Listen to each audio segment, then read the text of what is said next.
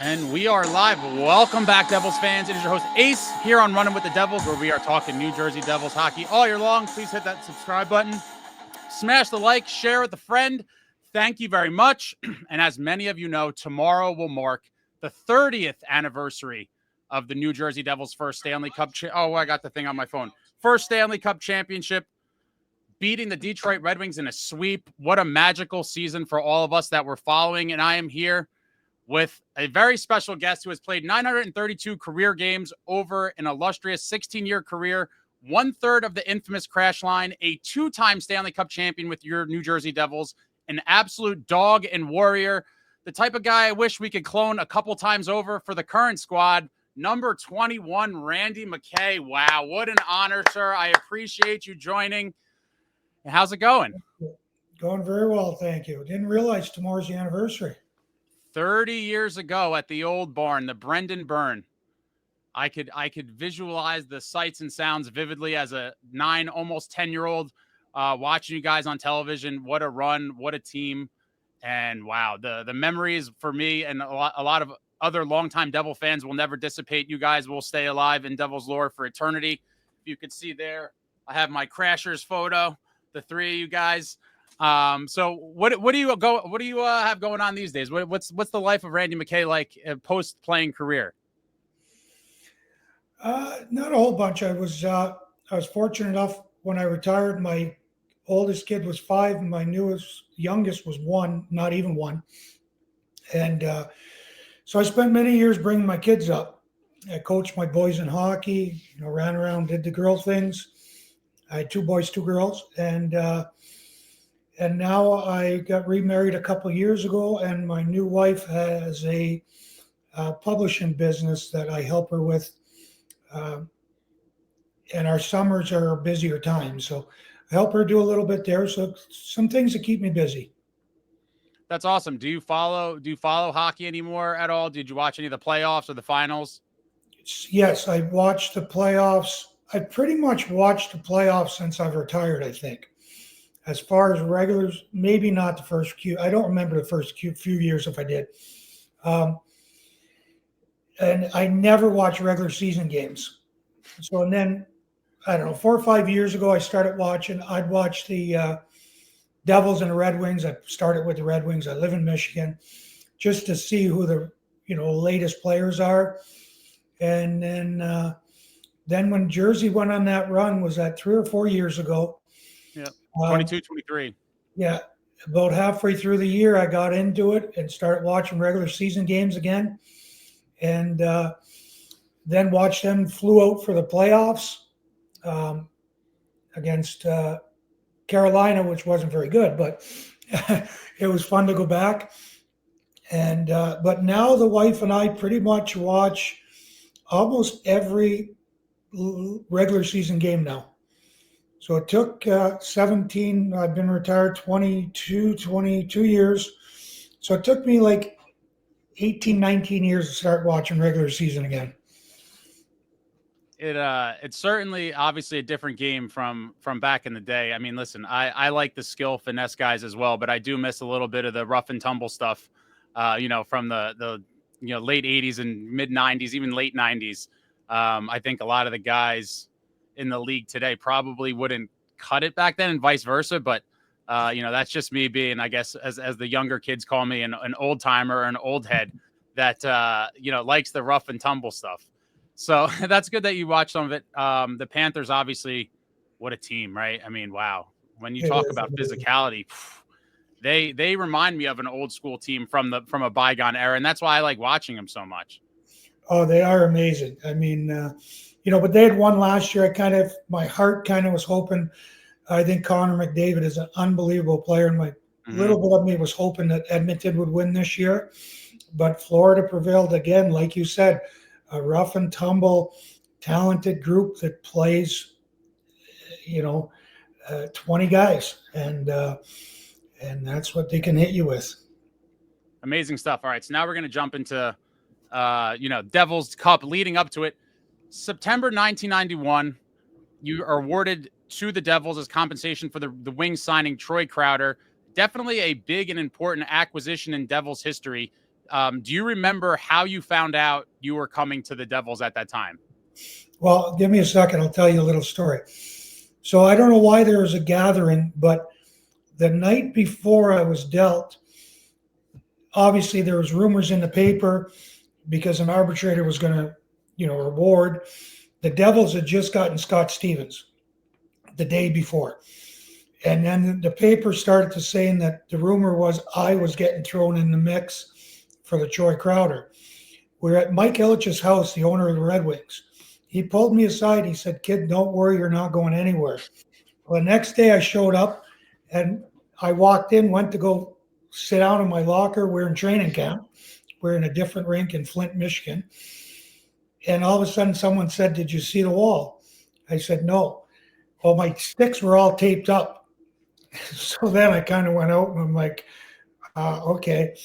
And I don't even remember from the Wings who told me. All I remember is my ex-wife. I remember talking to her. So I don't know. I talked to her and I was in Flint. Well, all the guys in the Red Wings, I was drafted by them where Red Wings were just rebuilding. So big core young guys. They all said, "Stay until after we're off the ice. We'll meet up for lunch." Well, lunch turned into a dinner, turned into a lot of whatever. All I remember is my wife saying that Lou Lamoriello has been trying to, this is before cell phones, Lou Lamoriello has been trying to get a hold of me.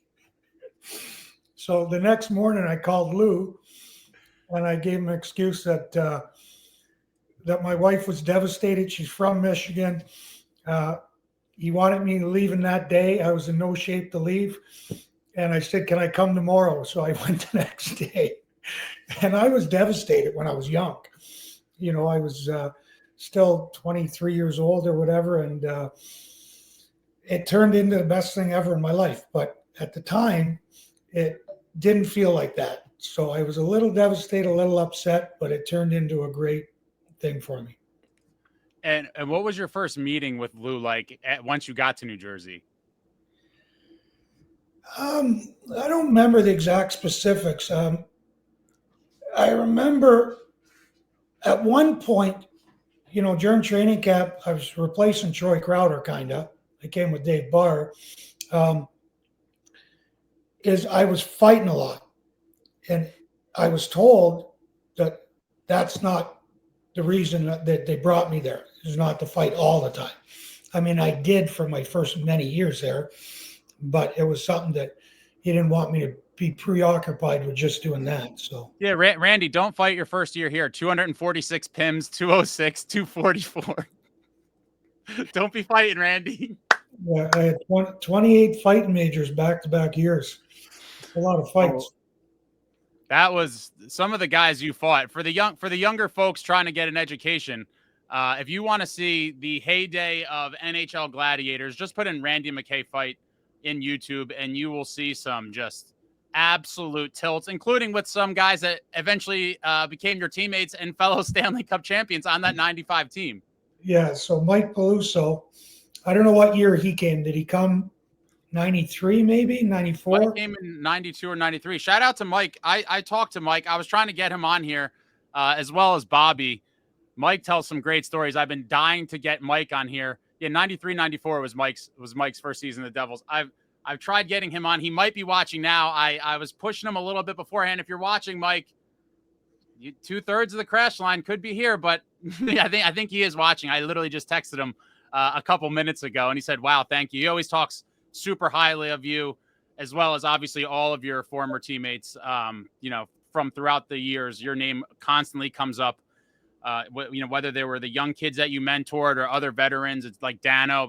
Randy McKay obviously is a name that is synonymous with the Devils' glory years and winning. And all of your teammates have nothing but great things to say about you from back then until now. And so, yeah, Mike Peluso was. So we became great friends. For the time that we were there, and we were good buddies. But I fought Mike 11 times before he got traded to the Devils. I knew it was a lot. I know you had a lot of the Hawks Wings And It was the most of any other player I've ever fought, I think. 11 times. 11 times in 3 years or whatever. Wow. And it was like every night we played, you knew we were going to fight. And so he gets traded to us, and I walk in our train at the Byrne, South Mountain Arena. Mm-hmm. And our trainer, Teddy, grabs me as I walk through the door. I got somebody to introduce you to. And he walked me straight in the locker room, right to Mike Peluso's stall, introduced me. I shook Mike's hand, said hi, and I don't think we talked again for over a month. Wow. So it was we looked, we might have said hi and bye in passing, but that was about it for about at least a month. And it took a while to, it took a while to become friends when you fight 11 times, I guess. I would imagine, even in professional sports, people talk about, once you become teammates, but something like that, there is nothing equivalent. There's rivalries in other sports, but when you're talking about, fighting in the NHL, especially at that time, there is no other comparison for another sport, right? So there's really nothing even to compare to. And I would imagine that would be a very interesting dynamic, right? Once a guy comes in that you fought 11 times. I knew it was a lot. I didn't know it was 11. That's crazy. Yeah. All right, so rewinding a little bit. Your first season, 91-92, Devils lose to the Rangers in the first round in 7 games. And the next year, they lose to the Penguins in 5 games in the first round. And then in June of 1993, Lou goes out and he gets Jacques Lemaire to be the new head coach. Do you remember your first thoughts when you heard the news? Do you remember the first time you met with Jacques? What do you remember about that? Again, I don't remember like the early times with Jacques. I knew when he came in, I'm from Montreal, so I grew up watching him. I grew up watching Larry Robinson. I mean, Larry Robinson didn't retire much before I started. I don't even know if he was still maybe playing when I first got into the league in 80, 89. But, it was during Montreal's heyday when they were winning, 10 Stanley Cups in 20 years or whatever it was. So getting someone with that pedigree and their background to go with Larry and everything else, you knew it was something special. And, it was, he came in and he started, I don't know if he started slow or he just started, ramming his system and ramming team and the way we're going to play, and where everyone's, pretty much, sorry, I got to get the sun out of my eyes.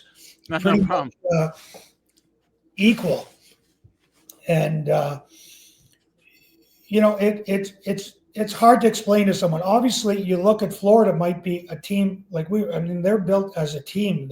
There's so many guys that contribute and are a big part of their team, even though they're not a huge name around the NHL. And that's what we kind of became under Jacques. And it was fabulous. So I would say that 93-94 season was obviously kind of the foundation, I would say, that kind of, in my opinion, kind of birthed the Devils dynasty, obviously leading up to 94-95.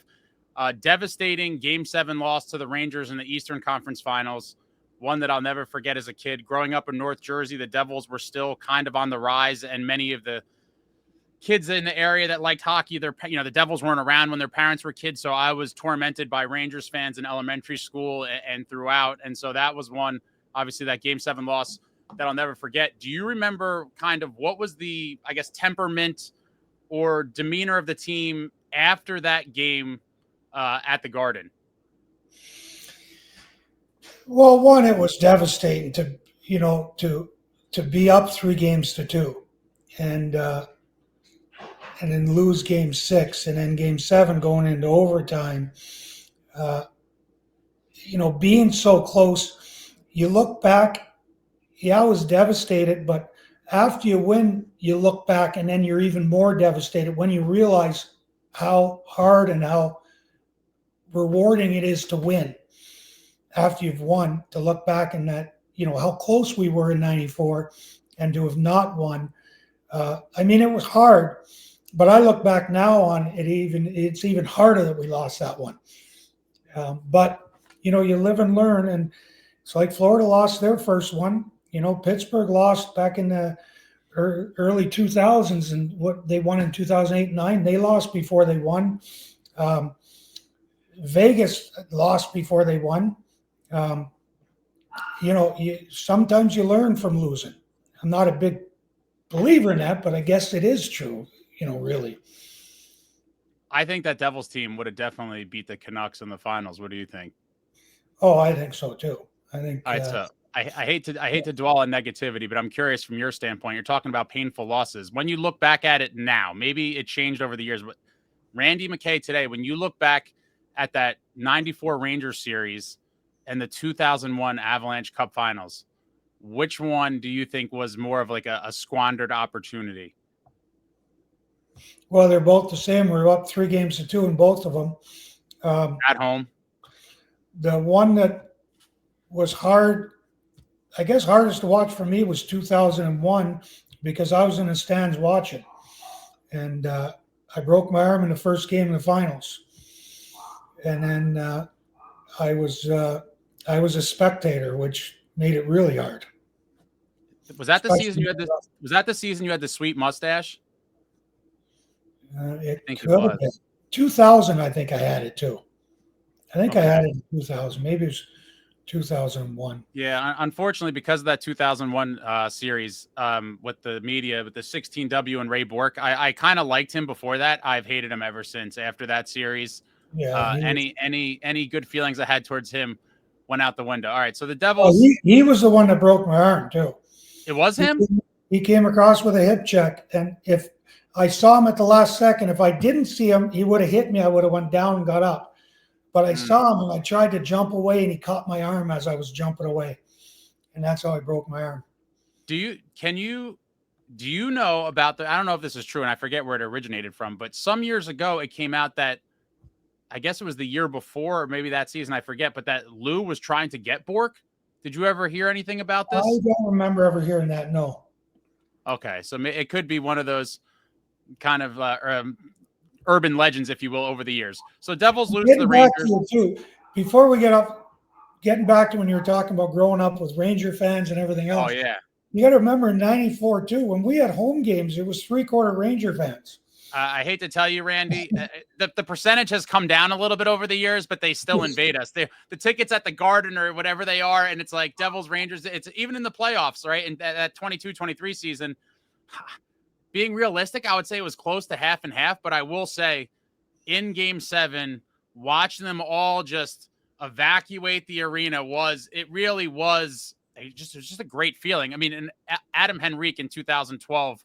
I think kind of exercised the Stefan Matteau demons because it was an Eastern Conference final to send the Devils to the finals. But obviously, anytime the Devils can eliminate the Rangers, it's a special feeling. And just watching them all file out to go catch their trains or wherever they were going, it really was an unbelievable feeling in that Game 7 because, growing up with 30 years, I've been tormented by them now. And the fact that they still talk smack at all when they haven't won anything since that 1994 season, I find to be a little comical, Randy. And what kills me is you watch, they bring up the Mark Messier calling his shot. They bring it up every year 10 times. Okay, he's the captain of the team. What is he going to say? No, we're probably going to fall flat on our face. No, I guarantee we're going to win. But if they didn't win, no one would have ever heard that quote again. And it would have been swept, forgotten about. But because they did win, yeah, they still talk about it, which is amazing. Well, one of the jokes I say is that the Rangers fans will forever be shown their 1994 Cup VHSs by their parents and grandparents because there's nothing on modern media. It's just the VHS tape. That's what they have. Yeah. So we come now 94-95 strike shortened season. Do you remember, I guess, what can you tell me about the mindset of the team or Jacques? Kind of what was the message when training camp opened, like coming back after the summer, after that brutal loss to the Rangers? Most of the guys are back, the pretty good core in place. And it's like, all right, we showed what we could do last year. It was sort of the coming out party, I would say. And now we're heading into the strike shortened season in 94-95. Yeah, well, with that season one being shorter and, any little skid you went on obviously hurt you more in a half a season than it would in a regular. and we had our fair share of skids. We only finished, in fifth place in the conference. And, we didn't just squeak into the playoffs. I mean, we made the playoffs, but, without home ice advantage in any round, it was just, everything. It was Jacques, it was Larry, it was, Lou Lamoriello. Everything that was talked about and everything we did was geared on, winning the next game, winning the round. I'm sure that they weren't happy during the year when we'd lose games or lose a couple in a row, but nothing changed. I mean, getting us geared to winning was the main focus. And when we got to the playoffs, I mean, if you look at our record, 16-4 in the playoffs is a pretty unbelievable stat, especially damn good without home ice advantage. And it didn't matter where we were playing. We had 4 lines that could go. Jacques was the best coach I ever had in my career by far. And I'm not the only player that I played with that have said the same thing. He just knew the bench. He knew how to read players. He knew when it was your night. It wasn't. You play 80 games. It's not going to be your night every night. And he just kind of had a knack to know when you were on, when you were ready to go and when you weren't. And some days you played less, some days you played more. And he was really good at, and when he wasn't playing anymore, you just had to go talk to him. He wouldn't tell you everything you wanted to hear, but he'd give you a chance. I remember John McLean would go to me. It was after I talked to Jacques. It was like the next game or two. Did you go talk to Jacques again? Because my ice time would go from like 13 minutes to 16, 17 minutes. Yeah. But I think Jacques knew that if I was at the state where I was ready to go to him, I was ready to go. And he realized that. So anytime I and when I'm saying I talked to him, I might have talked to him 5 times in my career, but there were certain times I did. That's awesome. A lot of guys over the years, even guys that didn't play for him maybe as long as you did, have talked about the positive impact that Jacques had on their career in one way or another. And obviously, his resume as a player and a coach speaks for itself. He just was inducted this past season into the Devils Ring of Honor. That was a pretty cool ceremony, and they played all the clips and all of the stuff. And, Jacques talked about how much of a true team that 95 team was.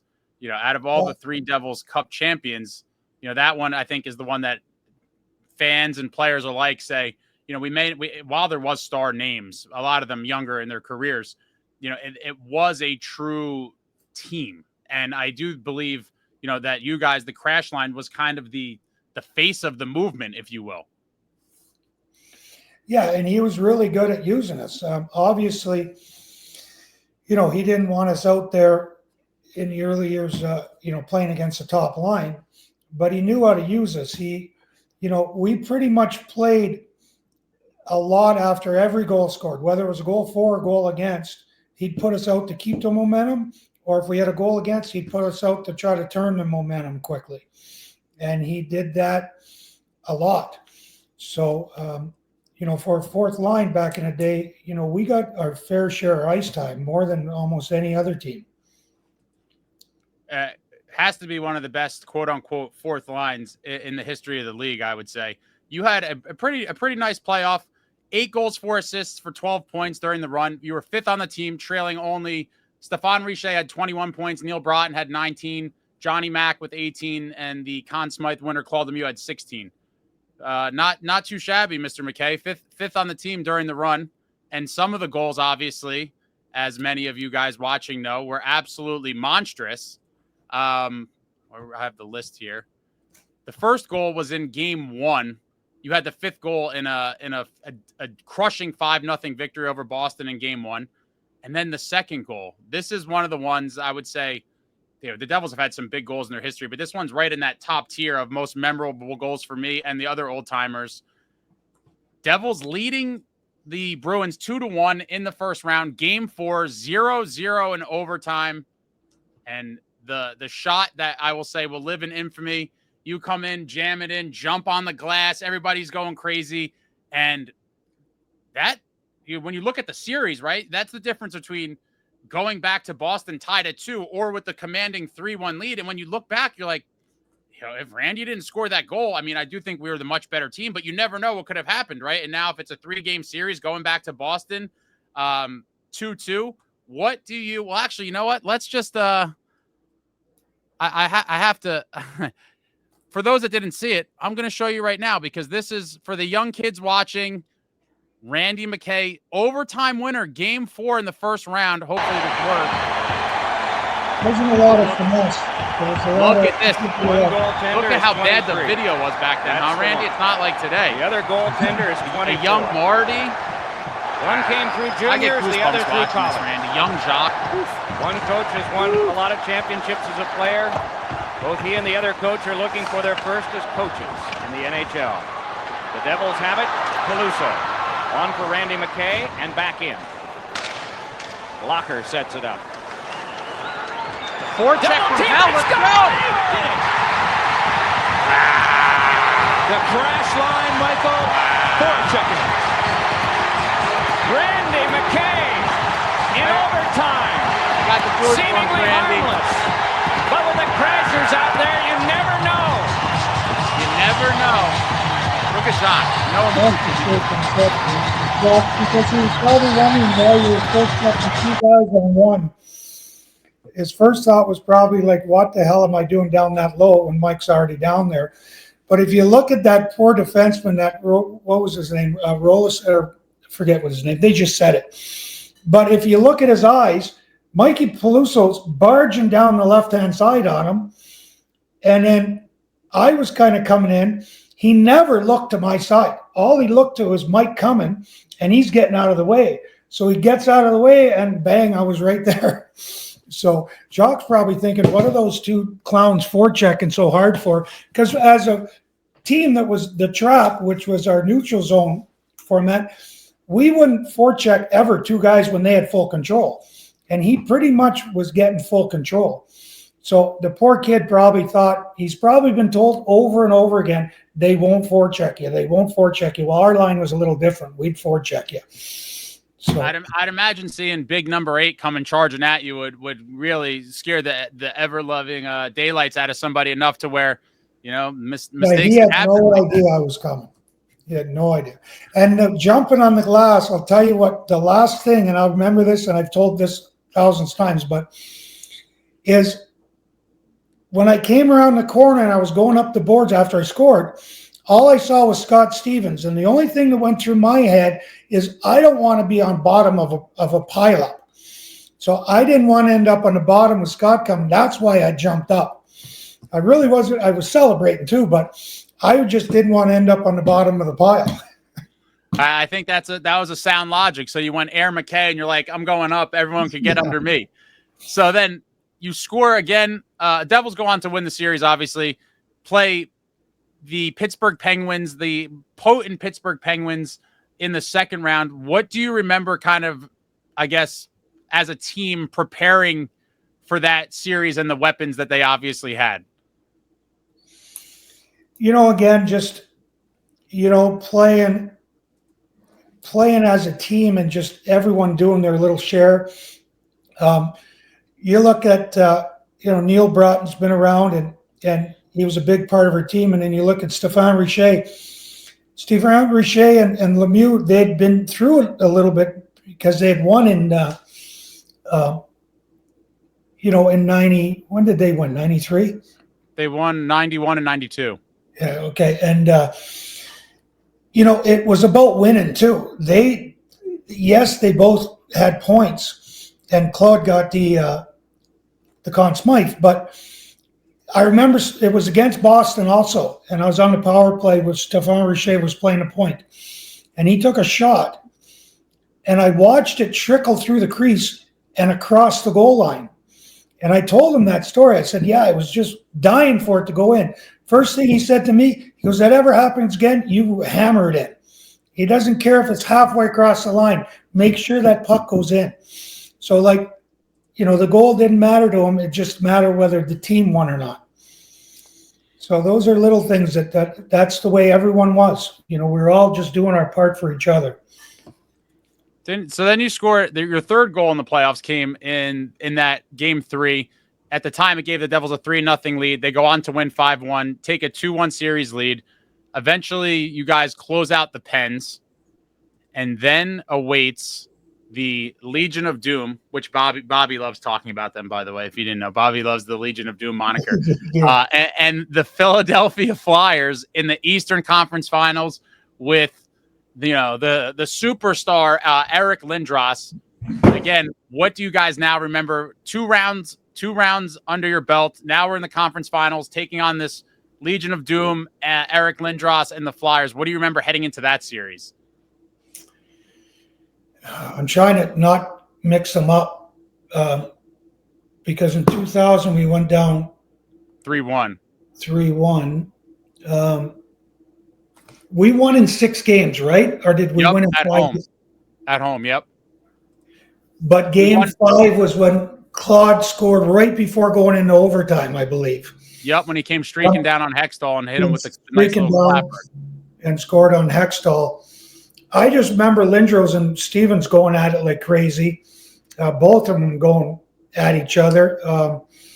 And somehow, our defense and our lines just kept that line in check. I mean, we held them to very few points. To pat myself on the back, I think I was a leading point getter between both teams in that series. I think I had like 6 points and 7 points in that series alone. So funny you mentioned it. You scored in the first 3 games of the series. Let's see. This is game 1. You gave the Devils a 3-0 lead. They won game 1 4-1. Then you had a power play goal to tie it up at 1 in game 2. Devils won 5-2. And then you scored in game 3 that gave the Devils a lead temporarily 2-1, but they lost 3-2. That was the weird thing about that series was the Devils won both games in Philly. Then Philly came to New Jersey and won both games in New Jersey, setting up the game 5 back in Philly, which Claude had that super dramatic, goal with 45 seconds left to win that one. And then obviously game 6 at home, where you struck again in game 6 to give the Devils a 3-1 lead. At the time, they won the game 4-2.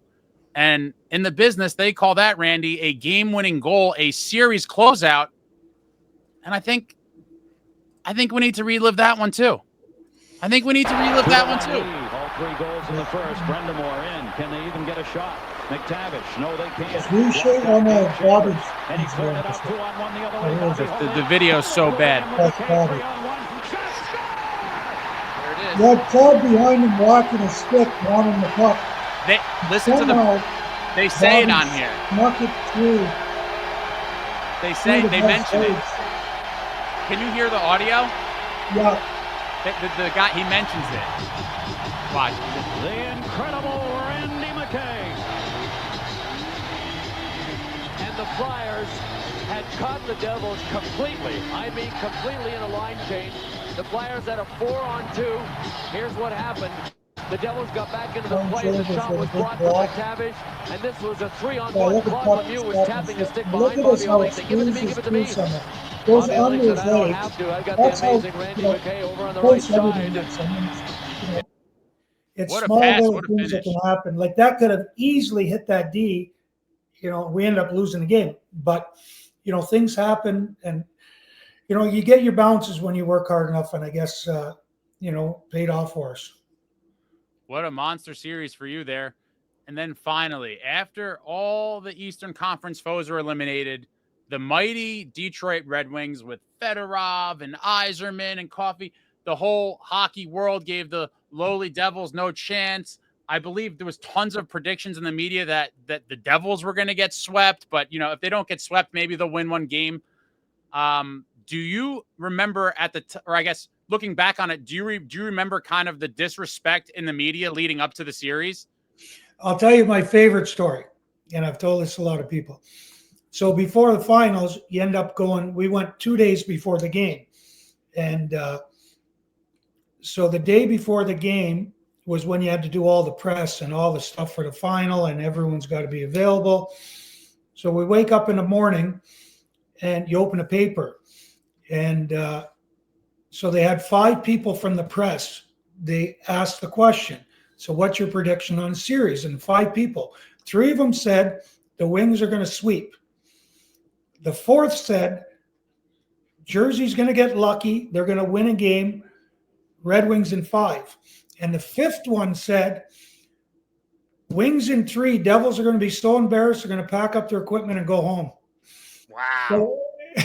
So that alone was like, you got to be kidding me. And we had known, we've gone through 3 rounds. We had lost only 4 games. We were ticking on all cylinders. And it still makes me smile today to think of that. We just looked at that and just laughed, said, okay, oh, well, we're just going to go out and play hockey and do what we've done so far and see what happens. So we had a lot of confidence. And, I don't think by then we really worried about names. You had Coffey, you had Fedorov, you had Yzerman, you had, Vernon, who had won with Calgary before. I don't think we thought about any of that really. We just went out. We were going to try to win a hockey game. And that's the mindset that, from Lou and Jacques Lemaire and the whole crew, they just had us believing in ourselves. And we weren't worried about the opponent. Devils go to Detroit, win game 1, win game 2. I think at that point, people were obviously not only shocked, they were like, wow, are the Devils now going to pull this off? We come back to New Jersey for game 3, and you scored in game 3 to give the Devils a 4-0 lead in the second period. And how am I not going to show a Randy McKay Stanley Cup Final goal? Randy scoring in game 3 of the Cup Final. Bobby Holik sends it in around Byrne. Shots are 18-9 in favor of Detroit. 11:59 left to go here in this second period. Detroit Red Wings 7 shots in that first period, the most they've had in this series. Tying that again. Randy McKay behind the net. McKay looking, boy, the Devils are just wide open. Driver's shot deflected in, save Byrne. Rebound, score! Randy McKay! The gates have opened! Scotty Bowman was not a happy man. That made it 4-0. That was 4-0. I didn't know it was that much of a blow. We game 5, we won by 3, I think, didn't we? I didn't realize. What was the final score in game 3?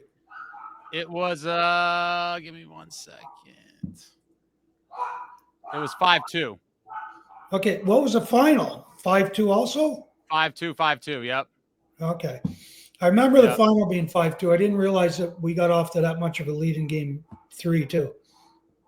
So funny you mentioned, before we get to the Cup actual win and all that, funny you mentioned the final game 4, because Randy McKay did not score in game 4, but he made a play very early in the game. I don't know if you remember this one, Randy, but Neil Broughton scored about a minute into the game, and you immediately, and kids, when old man Ace yells about physicality and dogs and warriors, I'm going to post tons of Randy clips for you guys to get an education later, but look no further than this. This is the Devils with a 3-0 series lead, looking to finish the sweep at home. Neil Broughton gives the Devils a 1-0 lead early in the game. The next shift, Randy McKay goes out and does this. Chris Terreri, the backup, did not. The other is Danton Cole, who has just played a little bit in one game. Keith Primo, just in from Stevens. Mike, the big boys for Detroit trying to play against this big crash. For New Jersey.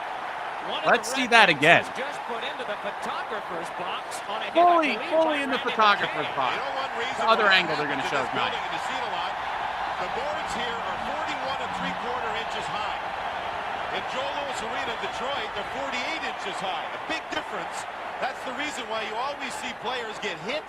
And the like drive of McKay. Randy taking him for the ride. Into the bench. Right into the bench. I haven't seen that one in a long time. Another row of seats in. Front score, and who's the next line out? That is what I You believe. Neil scored when Jacques would put us out to keep the momentum or to get the momentum back. I would say that's what they file that under what they call setting the tone. Take the 1-0 lead, and Randy throws a man into the bench. Phenomenal stuff. All right, so real quick before we get now to winning this game, just a recap of you scored 8 goals that run. 2 versus Boston, 1 versus Pittsburgh, 4 versus Philly, 1 versus the Wings. Devils were 7-1 in games that you scored in. Obviously, the Devils only lost 4 games the whole thing, but still very impressive that of the 8 games you scored in, 8 goals you scored rather, 7 were in games the Devils won. I just thought that was an interesting stat while I was looking at all of the stuff. We got the hit. Yeah. All right, so now the seconds are ticking off. It's game 4. What's going through your mind as now the Devils are about to win their first cup? You guys were a monster part of it. You had a great playoff. When you're sitting, what's going through your mind now in the closing seconds of the chaos at the Byrne Arena? Well, for the last 5 minutes of the game, I think I played every other shift. Not because I was on fire, because Jacques was looking down the bench. He didn't have many guys that weren't crying, so he couldn't find. It was whoever wasn't crying was going on next, because the emotions, and we pretty much realized with the way we played with 5 minutes left, the game was over. We were winning the cup. You had John McClain, you had Mike Peluso. They were in tears with 4 or 5 minutes left, I think. And it was just amazing. It was nice to actually sit back and like savor the last, 3-4 minutes, because you knew Detroit was pretty much giving up. They were down 3. They weren't making much of a push that late in the game. So yeah, it was a pretty fun experience to just really enjoy the last 5 minutes of the game. And then we have here, what is going through your mind at this moment? You finally have the cup. You're hoisting it. The crowd's going nuts. Yeah, so I'm the one player without the logo, because they used to stamp just with a little. It was very cheap, the design. Yeah, they fell off a lot. My logo was off. And I don't know if this was before or after. So we used to parade around the whole ice. And you had wires, you had people. And all I remember is I was turning left, and Bobby Carpenter wasn't turning left. And I tripped over his skate, and I almost did a digger with the cup in my hands. I don't know if that's anywhere to find, but I literally came within inches of banging it right off the ice. And I was able to save it. But that's one of the reasons why they don't let you skate all over anymore. Because, like I said, there's TV cords all over. There's people all over, and we're parading around with the cup. And I almost took a digger. Thank God I didn't. That would have made that. Well, I think the Panthers have already jacked up the cup a couple of times this time around. Yeah. I think it's a little more fragile than people realize. I think they kind of have to, attend to it and do a little repair as time goes on. So this one, I'm going to pull up. I want to know what runs. Well, I guess before I do that. So what was it? What did you guys do? We've seen the photos and stuff, the standard, champagne and beers and cigars in the locker room. What do you remember about being in the locker room afterwards, as well as what you guys did that night? Locker room afterwards,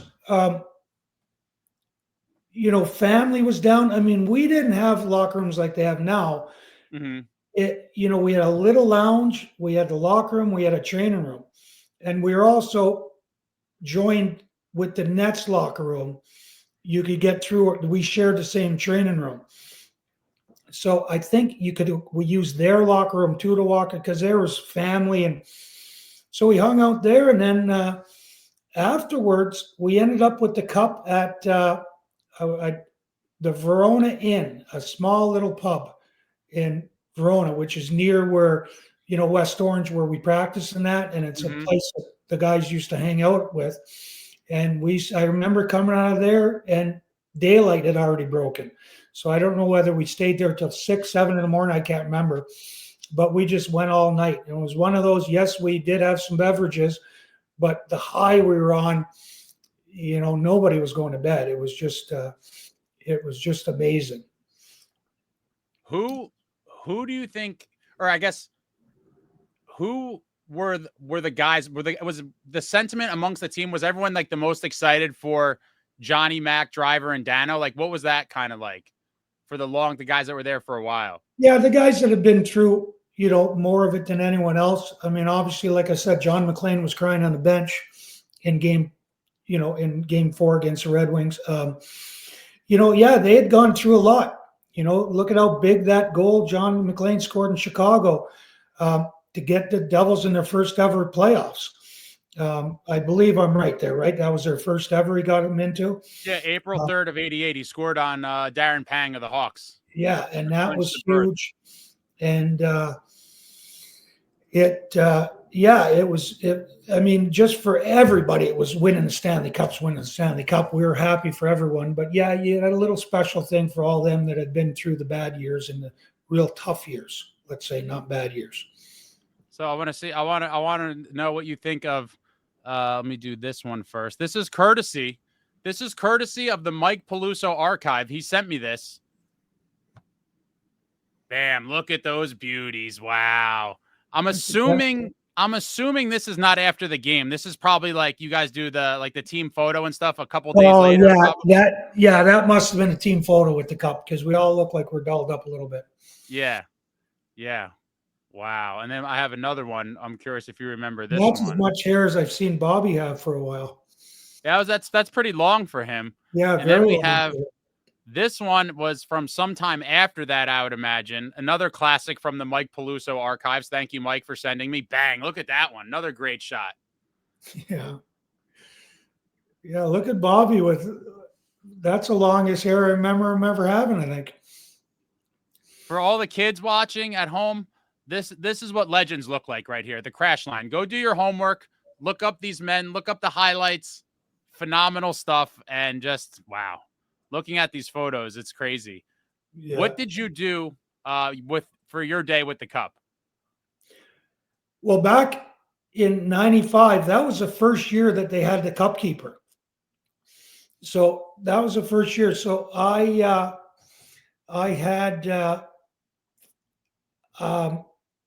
brought it to Michigan Tech, which is where I live, where I went to school. They run a hockey school. My buddy was in charge of the program. I brought it over there. Then that night, and then I did an autograph signing that's at the rink here in town where Michigan Tech plays. And I did a 2-hour signing. So what I did is took pictures with people and I asked for a donation to youth hockey in the area. Didn't say any monetary, just said no money, just whatever you can give, we're going to donate it to youth hockey. And after 2 hours, before 2 hours is up, someone came up to me and said, Randy, there's still a line around the corner. So I think I stayed for 2.5 hours. And then finally I said, and with a smile on my face for 2.5 hours, I said, you can keep the cup here for 45 more minutes, but I've got to leave. I've got to go get some water. I just got to go relax because it was a long night before. Well, the cup was supposed to also get to my house on the first flight at 9 a.m. It was delayed, didn't get there till like 3 hours later. I only had the cup for 18 hours when I had it. I got it and then it had to be on a flight the first thing in the morning at 6. And so just had a party at a local restaurant in town afterwards. And I got the cup stranded on my boat on the way home, took my boat to town. And I traveled by boat 20 times a summer and never hit fog. We hit fog. So we ran into some muck. Me and another guy had to jump out. And as soon as we jumped out, we popped back up. And then it took us like an hour and a half to get home. I was going to do a bonfire and everything. By the time I got back there, okay, that's everyone had left or whoever was there. I said, that's it. We're going to bed. It was a long day and night. So the cup keeper's on the boat with you as well?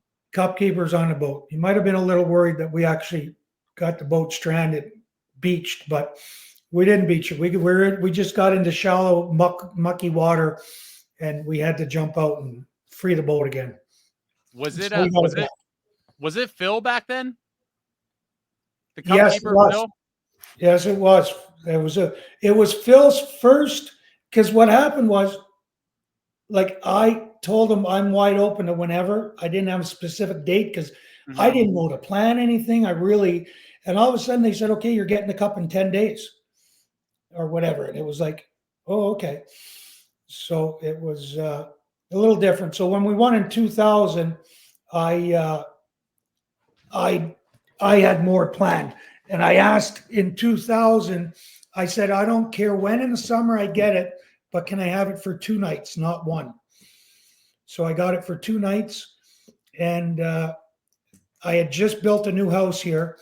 So the one night I did it, I told my builder, just let anyone, because again, I only had like 10 days. Whoever worked on my house, if you painted a room or whatever you did, you're invited to my house for a party. So I did that the first night, and the second night, it was all my friends. But again, I didn't send an invitation. It was all word of mouth. So I would tell my buddy, like Harry, if you think someone should be at my house, tell them to be there. Or I'd tell, so I told 10 friends, just tell the people that should be there. And I probably had, I don't know, 150, 200 people. I had a lot of people. But it was funny. So Phil was still there. So we start talking about the Gibson Cup. Do you know what the Gibson Cup is? No. Okay, the Gibson Cup is the first professional hockey trophy awarded in North America. It was by Doc Gibson. The first professional league had a team in Houghton, Michigan. There's a team in Pittsburgh, team in Sioux, Canada, team in Chicago, it was a mining town back then. So the Gibson Cup was the first professional hockey trophy given out in the U.S. There's a whole story. Yeah? Google it. I'm going to look it up afterwards. It's amazing. So I'm telling Phil this. Phil's looking at me like I've been drinking all day and I'm smoking some weed or so. I don't know what he's thinking. But I'm telling Phil, no, Phil, this is so we call my buddy. Sure, Randy. Says, oh, yeah, it's on so-and-so's end table at his house. So someone has it? This is the Gibson Cup. Well, they play for it in the senior league. My boys play for it now. They Portage Lake Pioneers. It's a senior team. Guys range from 21 to 35, and it's just good. It's good hockey, but it's just senior hockey. And they play for it every year. So the year before that year, the Pioneers beat Calumet Wolverines, and they had the cup on someone's end table. So we got both cups together. So I'm telling Phil, and Phil thinks I'm out of my mind. And so the next morning, Phil comes downstairs, got him in his own room upstairs. Hey, you're right. I just called the guy from the friggin' NHL, the Hall of Fame. The Hall of Fame, yeah. The guy rambled on for 10 minutes about the Gibson Cup. He goes, you're right. I said, I told you I was right. He goes, that's the first time those cups have been together in like 75 years or something. It was forever. And they've reached out to the Pioneers to make a replica of it for the NHL, for the Hall of Fame, not the NHL, because that should be in the Hockey Hall of Fame. It really should, the original. And the boys treat it like it's like a Stanley Cup. They treat it like, but like I said, it was on someone's end table at their house. Like they don't really. It is now locked on display in the D Stadium, which is one of the oldest indoor rinks, and that's where the Portage Lake Pioneers. This was a huge mining area back in the copper days. So this was almost like the capital of Michigan, believe it or not, way up here in the middle of the UP. There's how many thousands of people lived in this area back then. So Doc Gibson started the pro league to give the people something to do. That's an amazing anecdote you just told. I'm definitely going to do my thorough research. I have it tabbed on my computer now to read all about the Gibson Cup. And I could only imagine Phil probably thinking like, yeah, all right, Randy, have a couple more beers with the Gibson Cup story. And then he verified it with the Hall of Fame. That's great. I'm going to let you go shortly. I have a couple more for you. I want to get a couple of the audience questions here. I think this is a good one. I'll pop this one up from World's Worst Gamer. I'd like to know what Randy thought was his toughest fight ever / best fight ever. It's a very good one. Okay, there's something back. I was gonna go. Okay, there's something on my screen. My best fight ever, the one I'm happiest about in my life. We're playing in Philadelphia, and we're up like 3-1, and there's no reason to fight because we don't need create any momentum. And I know what fighters are doing; they're trying to flip the tides and everything. So I get Dave Brown comes up to me along the boards as we're breaking out and gives me a shot. And I'm like, okay, one, shouldn't fight because we're up 3-1. And it's Dave Brown. Dave Brown's like, so. Monster. So then we get to the blue line and he gives me another shot. and I don't talk much. I'm just not quick with words, so I don't bother talking. I just let. So then we get to the red line, and he's still on me. So now I'm thinking, okay, this is looking embarrassing now. So I turned, and I grabbed his jersey. And back in the day, you didn't have to tie up. And right away, his jersey starts coming over his head. So I throw 4 or 5 fastest punches because I was scared. And down goes Brown. I broke his nose, and he was covered in blood. And that was the end of the fight. And that is by far my best fight to me that I ever had. Right over for Tommy Soderstrom to turn aside. Lindros tried the one-time clear. It is McKay and 3 flyers along the wall. Squirts loose for Kartner to play it ahead, but he missed for Deneen and back down. Tapped by Terreri, taken by Stevens. Brown and McKay having words, and here they go. Brown wanted to get his jersey off, hasn't gotten it off yet. McKay's got some rights in. The lefty Brown is knocked down by the righty McKay, and Brown quickly back up on his feet, got a left in. The linesmen get in between. A right-hander got in some rights. A left-hander got in some lefts. Play is done. 2-1 in favor of New Jersey. Well, the two 21s will come together, Brown and McKay. And I still think that Brown, with that sweater coming loose, costs him dearly here as McKay gets in a lot of good lefts. Well, he actually knocked him down.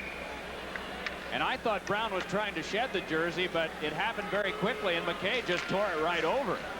You know, I think Deneen was very wise in dressing 7 defensemen because... But I'll give him credit. Later in the game, we lined up at his face-off, and he looked at me, he goes, "Hey, kid, you want to go again?" And I mumbled something like, "I'm pretty happy with the first one. I don't want to fight again." Do you remember what year that was? Oh, that had to be in my early years in Jersey. I think it was this one. I'm gonna have to find when Dave Brown was there, but it was, I would think it was 92, 93, 94. It was, Brown wasn't there, I don't think, in 95, was he? I don't know. You have to look up Brown when he played for Philly and when it was early. I'll find it later, and I'll post it for everybody later when I find it. That's hilarious. And I guess the second part he said was, do you remember a toughest fight ever? Oh, I had a couple of them. With Jersey, I fought in Detroit's training camp. I fought back-to-back nights in Minnesota. I fought Link Gates, the missing link, and Tenorti, who was back then 6'4", 230. And I didn't do too well in either of them. I hung in there, but those back-to-back were a little tough. I mean, and then I fought in Jersey off of opening face-off. I fought, I can't think of his name right now. Whatever. I stood behind him getting a coffee once a few years later, and I looked at the size of him. His hands were twice the size of mine. His shoulders were like 4 feet wide. Like, the guy was huge. What was his name again? Big, huge guy. He was it was with an expansion, San Jose maybe, or it was an expansion team, and it was out west team. I want to say it might have been San Jose. Well, who was I fighting? Link Gates, Tenorti. Who else was a big guy?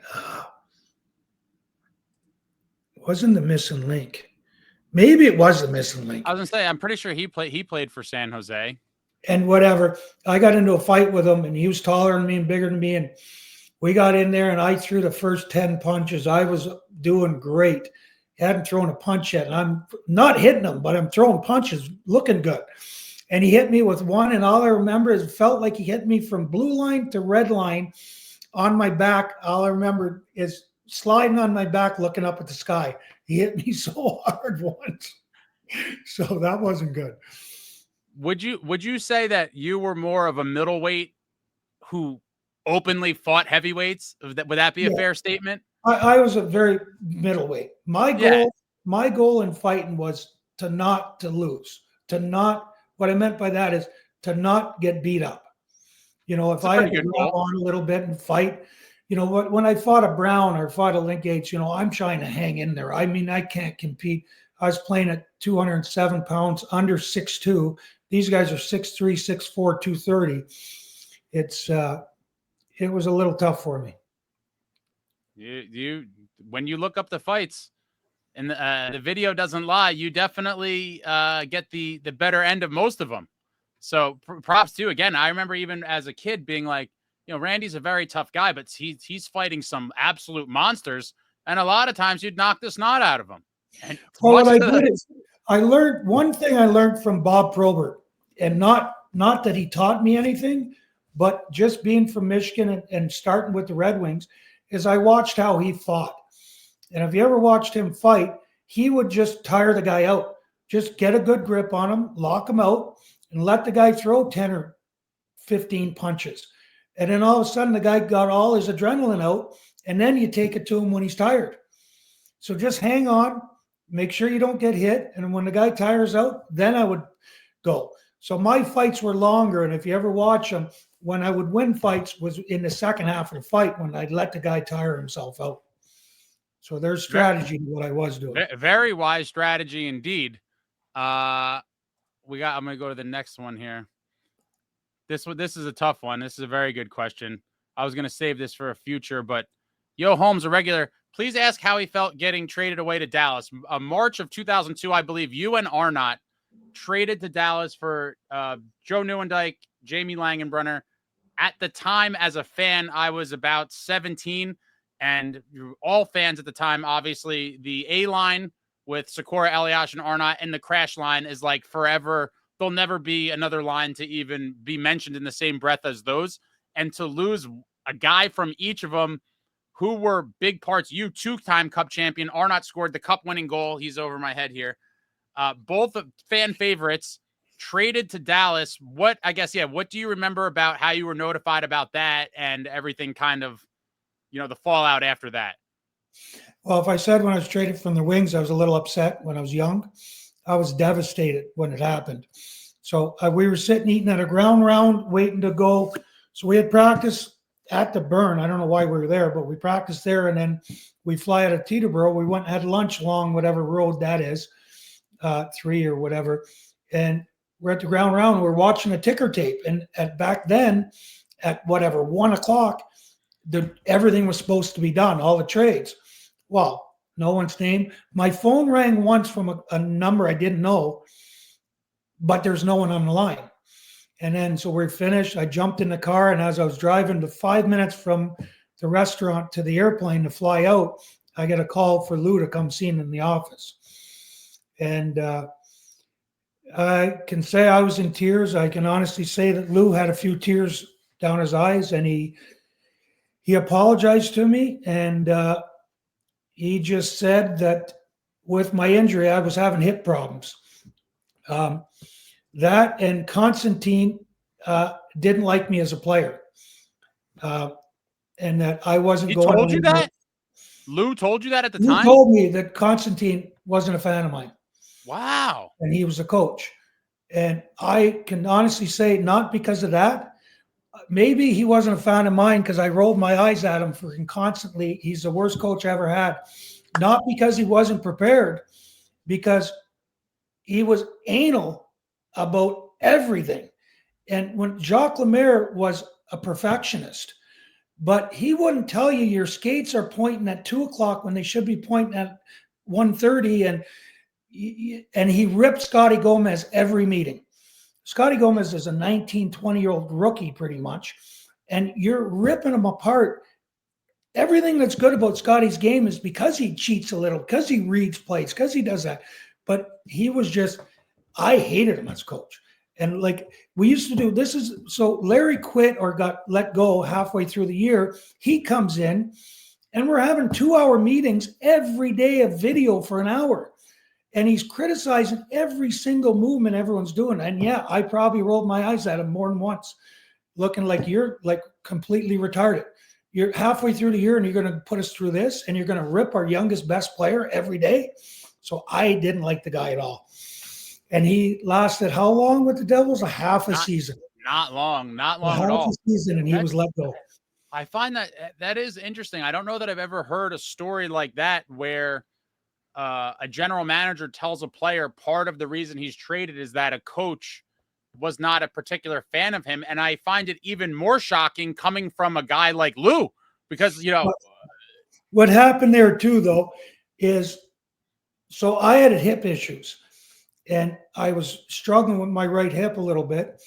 And so this I found out later, our doctor in New Jersey had told Lou that I probably had a degenerative hip.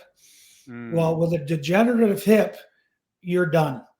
There's no looking back. And I'd had an MRI done. It didn't show anything, but I had an open air MRI. So when I went to Dallas gave me a choice, go to California or go to New York. Well, I had a house in Jersey, so I'm going to New York. I went to see him and he put me in a closed tube MRI. And he came out and he said, it could be three things. It could be a degenerative hip. It could be this and it could be that.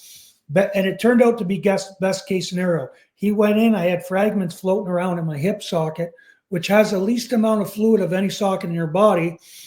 And they cleaned it out. And a month later, I was back to normal. It felt great. So it turned out not to be the worst case scenario, but the Devils traded both Arnott and I both hurt with there was a clause where they couldn't come back for injuries. Dallas had to take us the way we were. It was like buyer beware. Yeah, buyer beware, they were told, and it turned out to be great. It wasn't much, and Dallas tried to sign me, and then Montreal offered me and I'm from Montreal, so I ended up going to Montreal the following year. Do you think for Lou's own reasoning that he thought it was more, do you think Lou cared more about damaged goods versus yeah. And Lou said that they were going to offer me a contract, so that he did tell Lou that they were going to give me a chance and that they were going to have plans on keeping me and offer me a contract, which they did. And Lou just thought my chances there to continue my career were better. I had a great relationship with Lou. Like I said, we both shed tears that day and hugged the day he let me go. It was great tough. Story. And like the Constantine story is a great one too. Not too many guys have talked about him. So I'm assuming that's a pretty common, from the story you just told, a very common sentiment amongst the guys on that team. The next question says, does Randy know why Alyssa Milano, aka Sam from Who's the Boss, and here's a picture of it, wore his jersey? Do you know anything about this? And there was actually another picture of her wearing it too. And it was a white one. Yep, here it is. Wearing the Randy McKay jersey. Do you have any idea, any backstory on that? No, not at all. I don't even know if it was someone that played before I got here, but because that one of the jerseys is a green and white and red, right? They're both. One is the red and one's the white, but they're both the old school red and green. Yeah, color. I wore that for one season, so I'm not sure. No one ever contacted me. Her people never tried to get a hold of me or anything, but you never know. Let me just see if there's any other ones here. All right, a bunch of nonsense. People trashing Kevin Constantine in the comments. I got a couple more, and I'm going to let you add. One thing about Kevin Constantine, he was a very prepared coach. He was. I mean, he took his job serious, but it was to the extent of, I guarantee he saw me roll my eyes numerous times, especially I love Scott Gomez. I keep in touch with him more than any other person. And when he was ripping that young of a kid as often as he did, I just had exception to it. So it's funny you mention that. I told Lou about him before I left, and he didn't last long. So one of my closing questions I have on here is, tell me a good Gomer story. I did an interview with Gomer a while back. And again, one of the guys very complimentary when I was asking him about what veterans on the team kind of mentored him and took him under their wing. And he mentioned you, Bobby, Dano, a couple other guys, but he definitely talked about you a lot. And so I was very curious. Do you have any good young Gomer stories when he, from, I guess, his rookie season, 2000, when he came into the league before ultimately winning a cup with you and capturing the Calder as Rookie of the Year? Do you have any good recollections of young Gomer stories of, whatever? Yeah, I'll tell you my favorite one. There's some great ones, but he's got to tell the ones about Claude Lemieux pulling him into the He's told bathroom a stall couple. with him and John Madden.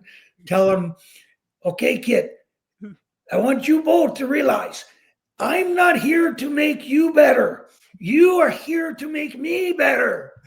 So that one, but my favorite is, so I would get prepared for games, we'd stretch as a team or whatever. I'd do extra, I'd do karate kicks, just get myself loosened up and all geared up. Karate kicks. You were doing Or karate whatever I kicks? was doing, just loosening up. That's why I maybe had hip problems. But so I'd be all prepared, and then I'd be getting ready, half an hour early, and I'd sit there before I tie my skates. And I'm sitting there, and it's 10 minutes before we're going out for warm-up. And one of the guys, other players, comes up to me and he goes, hey, you got to go check out the kid. This is 10 minutes before we're going out for warm-up, and everyone prepares different. But I walk into the lounge. He's there with his feet up reading People magazine. Now, we got a warm-up starting in 10 minutes. He's reading People magazine. Some guys, only take 5 minutes to get dressed, and that's the way they prepare. And when you got talent, you probably maybe prepare a little less. But the way I worked my life and my game is I was getting myself ready, and I did a bunch of different steps. So I went in, gave him shit, and he comes out. And that was that. But like 15 games in the season, gets off to a great start. Things are going well. And then he hits game 15 or whatever, and now things are struggling for him. So he comes up to me one day. He goes, hey, Mac, he goes, whatever. And I looked at him and I said, hey, kid, it's a long season, 80 games. I said, don't worry about it. I said, but you know what? I said, remember that kid that I gave shit to 2 months ago or a month and a half ago or whatever it was? I said, everyone's his own guy. I said, go back to being that kid and quit worrying about so much shit. Just go forget about it and read People magazine. So, to each his own, whatever makes you work. And I just want him to realize that you don't have to prepare like I prepare. You prepare the way you do, which keeps you loose. And that's the way he played. So that's my story about it. Those are great. I can't imagine being the young kid that he was. That was a pretty veteran team. There was some young guys in 2000 that broke in with him, Whitey, Madden, and I'm forgetting one. Whitey, Madden, Rafalski. I think he was a little bit older, but tons of vets. And I couldn't imagine, he talked about it briefly, but going into that locker room with a lot of vets and guys that have been around the block as this young kid, as he likes to say, this Mexican kid from Alaska who was kind of carefree and joking around. He said it took Bobby a little while to come around to kind of understand that, you don't have to be as serious as him, but you could still be about your business. That was kind of a little anecdote that he told.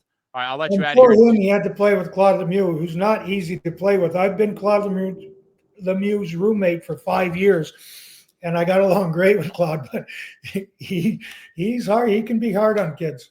What years were you roommates with him? Oh, from pretty much from the time I got there for 5 seasons. So they used to switch roommates back and forth a little bit, and Claude was going through a divorce a couple years after I got there, so 93, 94, whenever it was.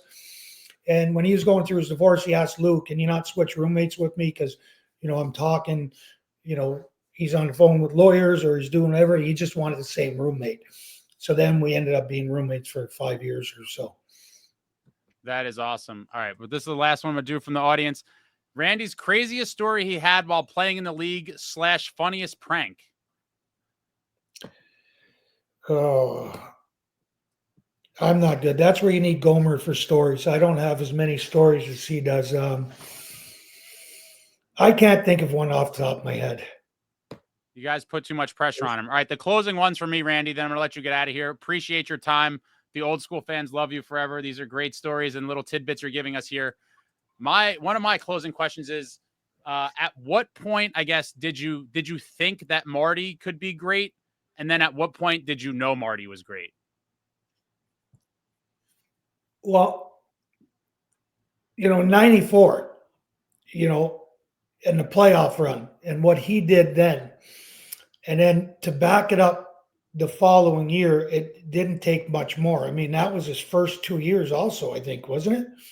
Or was he there in 93?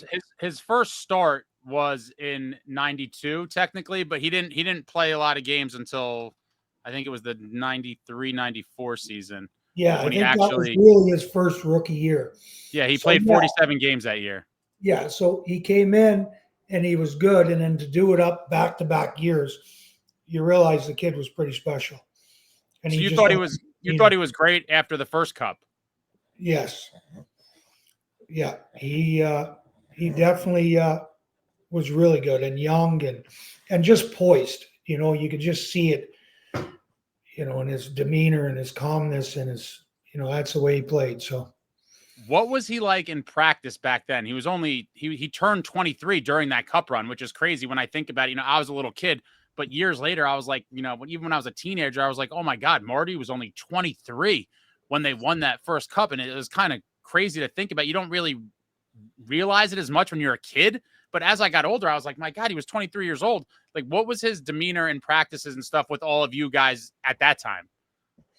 It was really good. It was, I guess, you know, Marty's a great, you hear a lot about goalies being eccentric or different and everything. Mm-hmm. Marty was just a normal guy. But, you know, in practice, I remember, you know, he used to be out, you know, as a young kid, he was after every practice, he'd be doing work with Jacques Caron, and, you know, and then you'd have, you know, the guys that didn't play as much, like the fourth liners and us, we'd be out doing drills specifically that the goalie coach wanted us doing against him, you know, coming out of the corner, coming out of the slot, cutting across, doing, you know, it was every day where you're doing something different that Jacques Caron was working with Marty on. And I remember like every day he was working on stuff when he was young. At that time, Jacques Caron, as the goaltending coach, was able to kind of be like, can you guys do this for him? Like, was it like, oh, that's what we did after every practice. After the practice. Jacques Lemaire was doing drills with the D, you know, after practice, just doing little, you know, maybe not all of them, but 3 or 4 of them or 2 or 3 of them working on things they need to work on. And Jacques Caron was doing something with Marty and almost pretty much daily working on little things. No, that's awesome. Last one, same question for Scott Niedermayer. He was an unbelievable skater. Like, just to watch him float out there. And, you know, in his younger years, he could skate. And this is me personally remembering, but he'd get to the offensive blue line and mentally he wouldn't, like, you could see everything up until he'd get in the offensive zone would be exceptional. And then it kind of teetered a little bit in his younger years. I don't know if just getting used to the, you know, now he's playing against men. He could still get through the ice until he got into, and his early years, you could see eventually he was going to become great offensively. But even though he was a great skater offensively, he still had things to learn, you know, to finish off plays and to do all that. But just his skating ability alone was just mind-boggling, mesmerizing to watch. Awesome stuff. Randy, I could sit here and bullshit with you for days. Thank you so much for your time. Greatly appreciated. Tomorrow, the 30-year anniversary, 30 years ago, that magical 95 team won the cup at the Byrne in the swamp. I wish we still played there. That's a topic for another day. But Randy, thank you so much for your time. Appreciate it. The fans love you. And I'm going to text you something. I'm working on something. I've been really trying. It's going to be hard, but I'm working on something special. I hope to talk to you soon, Randy. Have a great rest of your summer. And thank you for the memories, man. It was, you know, the Crashers, the 2000 Cup will forever be intertwined in my childhood and upbringing. And many of my viewers are my age or older. And, you know, during the current climate of the New Jersey Devils, we just reminisce and talk about the glory days. And you're definitely a guy we bring up often. So thank you very much for the years. Thank you for tonight. Yeah, it's funny how we're getting older because when I went to the playoffs, was it 3 years ago or whatever, went for 2 games. And they take unbelievable care. They got that alumni suite for us. Mm-hmm. But so I'm with my wife, her niece, and her niece's husband. They're all wearing my jersey. I'm walking through all the festivities outside for an hour and a half. Got recognized by 3 people. So I'll tell you this, Randy. Don't take this the wrong way. I've said this a million times. a lot of the older fans don't seem to go to games as much. I don't know if it's a financial thing or, tickets now are not what they were back in the day, as well as the current brand of hockey and a lot of other stuff. But that has happened. You're not the only guy, right? So, I've seen, Doug Gilmour, Billy G at a draft. This was much closer to when they were playing. Billy Guerin was walking around on a draft day when he was with Pittsburgh and Doug Gilmour separately.